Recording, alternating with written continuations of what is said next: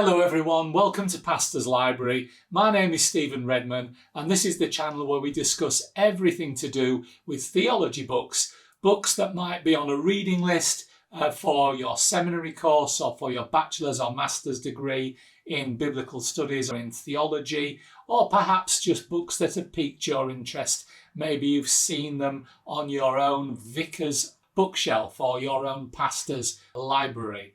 So today we're going to look at a possible investment that you might find helpful. If you like what we have to say, please give us a thumbs up, please subscribe and click on the bell. That way you'll get to know whenever we release another episode. Also, if you've got any comments to make or any questions to ask, please leave them in the comments below, because I do try to get back to everybody within a week or so. So thank you very much for your support so far. We're getting there. And today I want us to talk about something that I only recently discovered. What I have here in my hand is the New Interpreter's Bible Commentary. This is one of, I think, 11 or 12 or 11 volumes. I'm not quite sure why there are 11 volumes, but anyway, there are. I often mention these and say they're very good value because in each volume you get a number of Bible books and their commentary. So this one, volume 1, has got Genesis, Exodus and Leviticus and a number of Old Testament articles. And they're very, very good. And I'll probably keep plugging them because I do like them. I always find them helpful. But when I was flicking through one of these the other day, I noticed a list of other New Interpreter's Bible books that I hadn't realised existed. And today I want to concentrate on two more, which are the New Interpreter's Bible Old Testament Survey and the New Testament Survey. And we'll have a look at both of them in a moment. So, what are these? Well, these are very shrewd. If you've got the New Interpreter's Bible commentary set, you don't need these because they're already in it. But if you haven't and you're wanting an Old Testament survey or a New Testament survey, then these offer something which would be quite hard to get from the wealth of commentators that have contributed. And so I think Abingdon Press have been very shrewd here. They have seen they could lift out these various contributions, the multi-volume set, and turn them into a single book, or in this case really a pair of books. So this Old Testament survey is something like 580 pages, and it has the introduction to each of the books as in the Old Testament volumes of the New Interpreter's Bible Commentary. So, for example, Terence Fretheim, his introduction to his Genesis commentary and Brueggemann's introduction to his Exodus commentary, they are in here lifted straight out of the commentary. And what these do is give an overview to the book, an overview to its theology, an overview to where it's going, its structure, that type of thing, without going into any of the verse-by-verse detail that would be in the commentary. So this has no commentary per se. It is clearly an overview of the books of the Old Testament. And in just under 600 pages, it has a great wealth of commentary or direction from really good contributors. It also has a number of additional articles that are also found in the commentaries. For example, an introduction to the Pentateuch would be a typical one.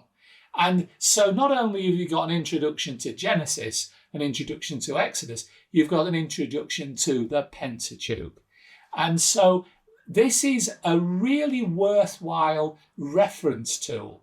Now, if like me, you've got the commentary series, why would you bother with these? But if you haven't got them and you are, let's say, looking to do an Old Testament survey, maybe you're on a course next year and it's going to have an Old Testament survey or perhaps a New Testament survey, then these two books really offer a wealth of information. Also, they have the bibliographies lifted from the commentaries too, where you can look at more about them. Now, these books are 2005.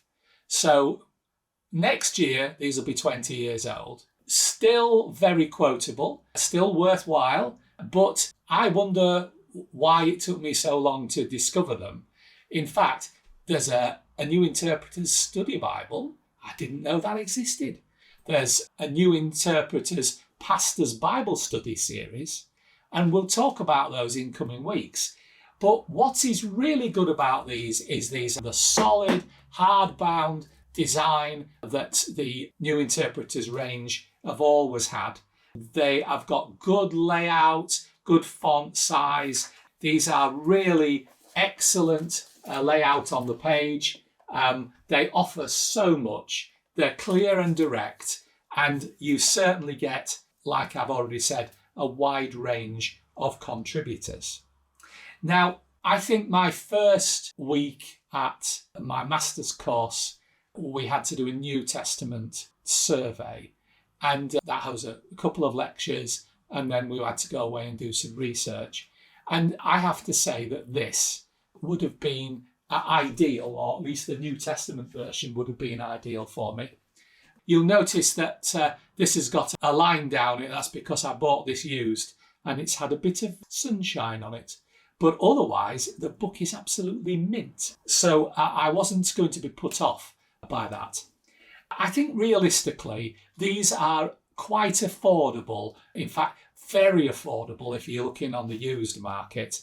If you are looking for a new one, these are still quite reasonable. But in particular, I've noticed there's quite a lot of New Testament survey books have come out recently. I'm thinking of doing a video about some of them. But there are clearly still markets for this type of book. And I think it's very shrewd by Abingdon to say, look, we've had people write these for us. Let's get on with it and turn them into standalone books. So the New Testament has, for example, the Introduction to the Romans by N.T. Wright. And Robert Wall has an introduction to the epistles. There are some really excellent authors in here. And you're never going to have a massive amount of reading for any of these. I mean, the Gospel of John, which is by Gail O'Day, is what? 1, 2, 3, 4, 11. This is 11 pages, 22 sides. So that is a good in-depth look into the whys and wherefores of the Gospel of John without going into the text itself.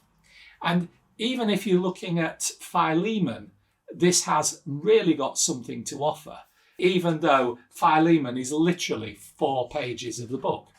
But I think sometimes being able to get a summary of a book in 4 pages is really helpful. So what am I saying here? I'm saying that these books, you shouldn't really buy them if you've got the commentary series. But if you haven't got the commentary series, these are a very affordable way of getting an overview of the Testaments and reading into them what good commentary writers have been able to say in the last 20 years. And it's really an excellent idea for your bookshelf. Now, like I say, if you're going to collect the commentaries, then probably don't invest in these. I mean, certainly the 2 volumes would buy you one of the commentaries.